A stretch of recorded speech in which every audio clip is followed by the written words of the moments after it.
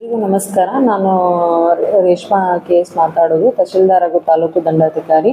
ಈಗ ನಮ್ಮ ತಾಲೂಕಿನಲ್ಲಿ ನಾವು ಕಳೆದ 2 ದಿನದಲ್ಲಿ ಮೈಕ್ರೋ ಫೈನಾನ್ಸ್ ಇದಕ್ಕೆ ಒಂದು ಸಾವಿನ ದುರಂತ ನೋಡಿದ್ದೀವಿ.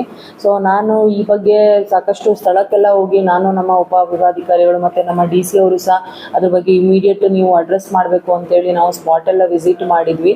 ಅಲ್ಲಿ ನಾನು ಸ್ಪಾಟಿಗೆ ಹೋದಾಗ ನಂಗೆ ಭಾಳ ಬೇಜಾರಾಯಿತು. ಏನು ಅಂತ ಹೇಳಿದರೆ, ಸಣ್ಣ ಸಣ್ಣ ಮಕ್ಕಳಿದ್ದಾರೆ, ಅವರಿಗೆ ಅವರು ಆತ್ಮಹತ್ಯೆ ಮಾಡ್ಕೊಂಡಿದ್ದಾರೆ ಅಂತೆಲ್ಲ ನೋಡುವಾಗ ಇದುವಾಗ ಬೇಜಾರಾಗುತ್ತೆ ನಮಗೆ. ನಾನು ಹೇಳೋ ವಿಚಾರ ಏನಂತ ಹೇಳಿದ್ರೆ, ನೀವು ಸಾಲ ಮಾಡುವಾಗ ಇರೋಷ್ಟು ಧೈರ್ಯ ಅದನ್ನ ತೀರ್ಸುವಾಗ್ಲೂ ಅಷ್ಟೇ ಧೈರ್ಯ ಇರಬೇಕು ಅಂತೇಳಿ ನಾನು ಎಲ್ರಿಗೊಂದು ಕಿವಿ ಮಾತು ಹೇಳ್ತೀನಿ.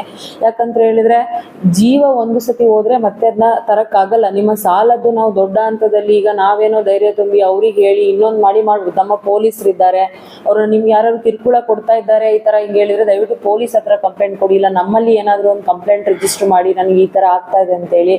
ದಯವಿಟ್ಟು ಯಾವುದೇ ರೀತಿಯಲ್ಲೂ ಹೆಣ್ಮಕ್ಳು ಈಗ ಸಂಘದಲ್ಲಿ ಸಾಲ ಮಾಡಿರ್ತೀರಾ, ಇನ್ನೊಂದ್ ಕಡೆ ಮಾಡಿರ್ತೀರಾ, ಅದನ್ನ ತೀರ್ಸ್ಲಿಕ್ಕೆ ಆಗೋದಿಲ್ಲ ಅಂತ ಕೂಡಲೇ ಈ ಒಂದು hasty ಡಿಸಿಷನ್ಗೆ ಬರಬೇಡಿ.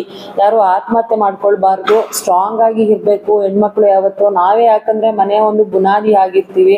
ಸೊ ಅದರಿಂದ ಏನಾಗತ್ತೆ, ನಾವು ಮನೆ ಬುನಾದಿ ಆಗಿರುವಾಗ ಬುನಾದಿ ಬಿದ್ದೋದ್ರೆ ಇನ್ನೆಲ್ಲ ಬಿದ್ದೋಯ್ತು ಅಂತಾನೆ ಅರ್ಥ. ಈಗ ಸಣ್ಣ ಸಣ್ಣ ಮಕ್ಕಳು ಇರ್ತಾರೆ, ನಿಮ್ಮ ಫ್ಯಾಮಿಲಿ ಇರ್ತಾರೆ ಜೊತೆಗೆ, ಮತ್ತೆ ನಿಮ್ಮ ಒಡ ಹುಟ್ಟಿದವ್ರು ಇರ್ತಾರೆ, ತಂದೆ ತಾಯಿ ಇರ್ತಾರೆ. ಅವರು ಪಡೋ ನೋವನ್ನ ಮತ್ತೆ ಯಾರಿಗೆ ಸಹ ನೋಡ್ಲಿಕ್ಕೆ ಆಗಲ್ಲ ಮುಂದಿನ ದಿನಗಳಲ್ಲಿ.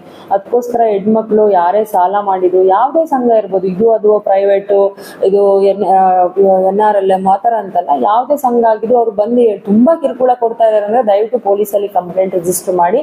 ಯಾವುದೇ ರೀತಿಯ hasty ಡಿಸಿಷನ್ ತಗೊಳ್ಬೇಡಿ.